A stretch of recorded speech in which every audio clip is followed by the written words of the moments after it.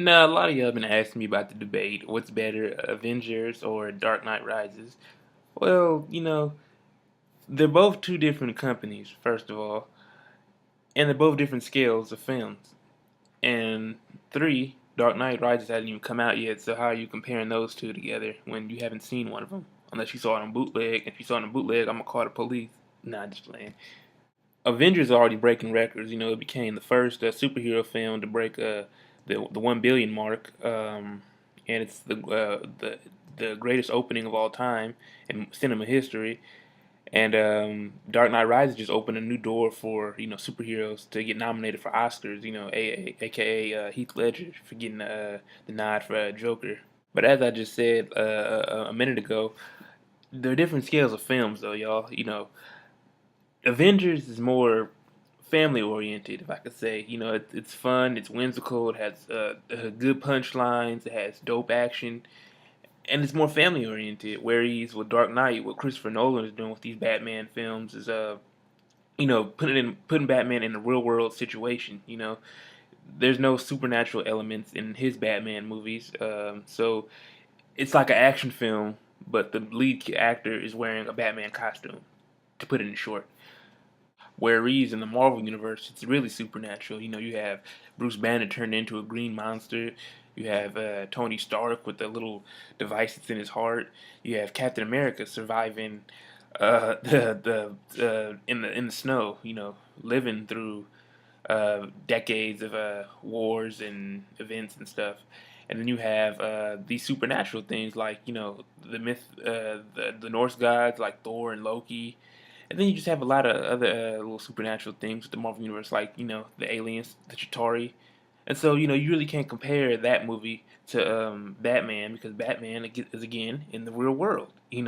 Whereas if it was in the 90s Batman movies, then you could say it has some supernatural elements, but that's not the case. Now, you know me, I'm always reading these comments and these blogs and these articles and stuff. DC really should do that. You know what I'm talking about, a Justice League movie. Well, even though the Green Lantern failed at the box office and no one really likes Superman, at least I don't really like Superman. They really should just branch off and do a Justice League movie, but they shouldn't do it like Marvel. Set it up. You know how they set up to the Avengers with these other previous Marvel films with the solo films. They should just go ahead and start with the Justice League film. Just make it out the blue. Just like these animated DC movies.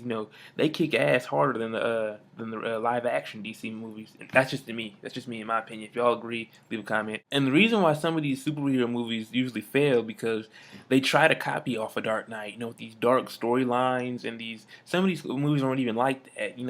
Green Lantern tried to copy off of Spider Man. With the various villains in one movie. Just take it's your first movie. Just take your time. Take your time. Just have a solo villain. That's why Spider-Man had the Green Goblin, and then after that it was uh, Doc Ock, and then for the third movie it was cool if they would have just had Venom, but then they added Sandman, and then for some reason they had the new Goblin, and then it just took a whirlpool, and that's why nobody really liked Spider-Man 3.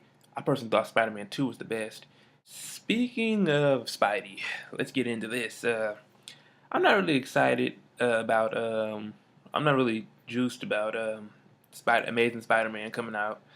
Just because the movie, why is it rebooting when the movie just came out? Well, the last movie just appeared 6 years ago. Like, what are you doing with this movie? Or should I say 5 years ago? I'm a year off. Y'all know what I'm talking about. Well, Tobey Maguire, he manned up. He was a real adult situation. He manned up and passed the torch down to Andrew Garfield. If you haven't seen the interview, you can look at the description. Um, yeah, I'm not really not no Spider-Man fan like that. Other than Miles Morales. But that's a whole different story. If you haven't seen that blog, the link is on the description, or it's going to be on the video response. Um, yeah, people are like, "Oh, there's this battle going on, Avengers versus Dark Knight. What about Spider-Man?" Well, Spider-Man is a Sony movie. It ain't really a Marvel movie. Whereas Marvel has the rights to its own products, and DC is owned by Warner Brothers, so they have the rights to their own products. But whereas with Sony, they just have the rights and they're doing whatever they want with it. Like Spider-Man's, from what I'm doing my research on these comics. Spider-Man's parents weren't doctors; they were spies or something. And the Lizard, had both his arms taken off. Well, one arm taken off, where he's just making a cure and stuff, and he's what's going on, man? What is going on? Because I remember on the cartoon, on the '90s Spider-Man, Dr. Connors had one arm, and all of a sudden, he has two arms on the Amazing Spider-Man. I'm like, wait, they're kind of messing up the mythology of the Marvel universe a little bit. But then again, it's Sony. And also about this new Spider-Man movie coming out, Amazing Spider-Man.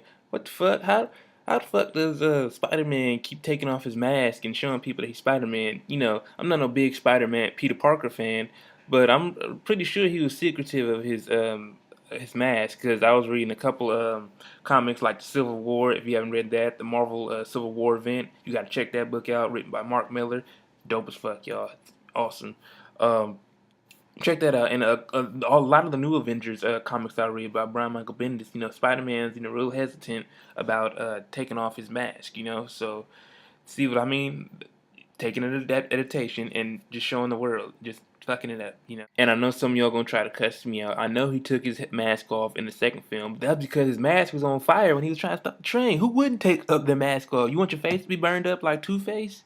No, that's not gonna happen. But then remember, he realized it too. And remember, the passengers on the train were like, "We won't tell." So yeah, I do remember that scene from Spider-Man 2. Thank you very much.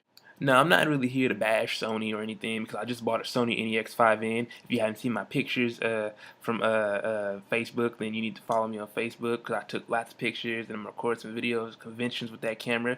I'm going on rambling, but the camera is awesome.